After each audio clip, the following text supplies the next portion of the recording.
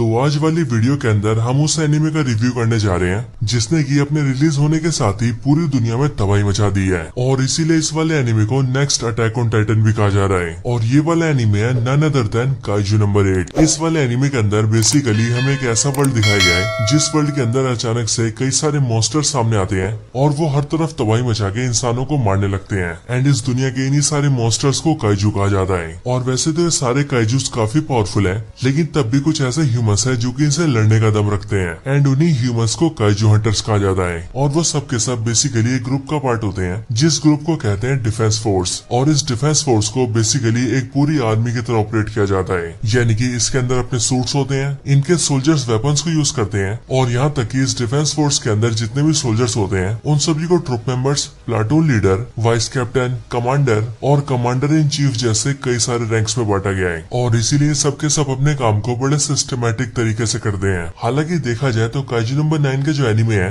वो भी कुछ महीने पहले से आना स्टार्ट हुआ है, लेकिन अगर बात करें इसकी मांगा की तो इसका मांगा साल 2020 के आसपास से आ रहा है। लेकिन अगर बात करें इसके एनिमे की तो एनिमे की स्टार्टिंग हुई है 13 अप्रैल से और अब 12 एपिसोड्स के साथ इसके सीजन 1 को एंड कर दिया गया है। तो अब यहीं पर हम सीजन 1 की सबसे अच्छी बातों की बात करें तो मेरे ख्याल से काइजू नंबर 8 के सीजन 1 की जो सबसे अच्छी बातें हैं वो है इस एनिमे का एनिमेशन, VFX और फाइट सीन्स। क्योंकि इस एनिमे के अंदर जैसा एनिमेशन दिखाया गया है वैसा एनिमेशन काफी कम देखा जाता है। हालांकि वो बात अलग है कि अभी भी इसका एनिमेशन डीमन स्लेयर के मुकाबले थोड़ा सा नीचे ही रहेगा, लेकिन तब भी हम ये जरूर कह सकते हैं कि एनिमेशन वाइज ये वाला एनिमे बहुत ही टॉप नॉच का है। बाकी इसके साथ ही एनिमे के अंदर जैसे फाइट सीन्स दिखाए गए हैं वो सब भी बहुत ही कमाल के हैं, स्पेशली काइजू नंबर 8 और वाइस कैप्टन सोशिरो का फाइट सीन। क्योंकि जब इस वाले फाइट सीन को हमने मांगा में देखा था तब उस टाइम तक हमें ये नहीं पता था कि ये वाला फाइट सीन एनिमे के अंदर कितना कमाल का हो सकता है। बाकी इसके साथ ही अगर बात करें इसकी वॉइस डबिंग की और वॉइस और डायलॉग्स की टाइमिंग की तो एस ऑफ कोर्स जापानीज वाले में तो सब कुछ बहुत ही बढ़िया है, क्योंकि जापान के अंदर डबिंग के लिए बहुत ही अच्छे आर्टिस्ट को लिया जाता है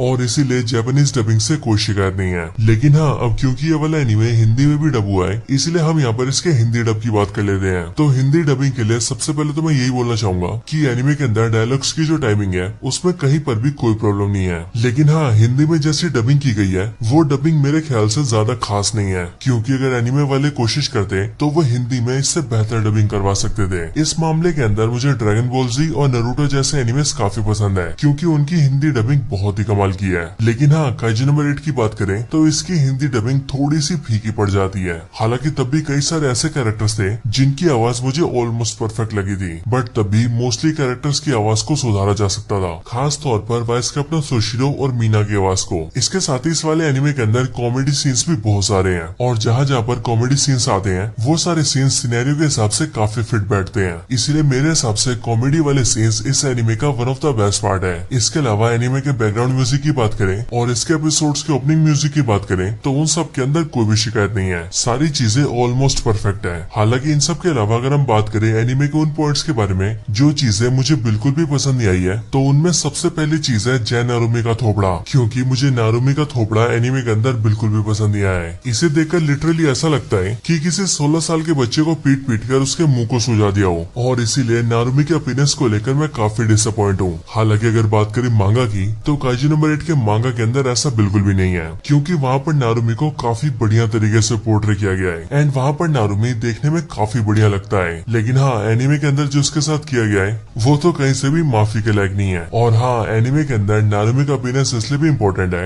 क्योंकि जय नारुमी काइजू नंबर 8 के अंदर one of the strongest character है। लेकिन अगर ऐसा मेन कैरेक्टर ही बिल्कुल चोमू सा दिखता होगा तो आप ही बताइए कैसे काम चलेगा। हालांकि इन सब के अलावा मुझे एनिमे के अंदर बाकी सारी चीजें बहुत पसंद आई हैं और इसीलिए मैं इसके अगले सीजन के लिए बहुत ही ज्यादा एक्साइटेड हूँ। वैसे मैं आप सभी को बता दूं कि इसके सीजन 2 को अनाउंस कर दिया गया है और क्रंची रोल ने बोला है कि हम इसके सीजन 2 को अगले साल ही ले आएंगे। और मेरे ख्याल से इसका सीजन 2 बिल्कुल भी लेट नहीं होगा, क्योंकि काइजू नंबर 8 के जो मेकर्स हैं उन्होंने सीजन 2 को 60 से 70% तक एनिमेट कर दिया है और इसीलिए इस साल के एंड तक इसका सीजन 2 पूरी तरह से तैयार हो जाएगा एंड फिर उसके बाद अगले साल ये कभी भी आ सकता है। सो दोस्तों, यही थी वीडियो काइजू नंबर 8 के एनिमे के रिव्यू के ऊपर। आप सभी को आज की वीडियो कैसी लगी ये आप मुझे कमेंट्स के अंदर जरूर बताना, और अगर आप सभी का कोई और रिकमेंडेशन हो तो आप वो भी मुझे कमेंट्स के अंदर बता सकते हैं। बाकी वीडियो पसंद आई हो तो उसे लाइक जरूर करें और वीडियो ज्यादा पसंद आई हो तो वीडियो को शेयर भी कर दें। और हाँ, अगर आप सबको हमारे चैनल की ऐसी और भी कमाल की वीडियोस देखनी हो तो आप लोग हमारे चैनल को चेकआउट जरूर करना एंड मुझे उम्मीद है कि आपको हमारे चैनल की सारी वीडियोस बहुत पसंद आएंगी। तो बस आज की इस वीडियो में इतना ही। इस वीडियो को यहीं पर एंड करते हैं। मैं मिलता हूँ आपसे ऐसी किसी और बेहतरीन वीडियो में, तब तक के लिए गुड बाय।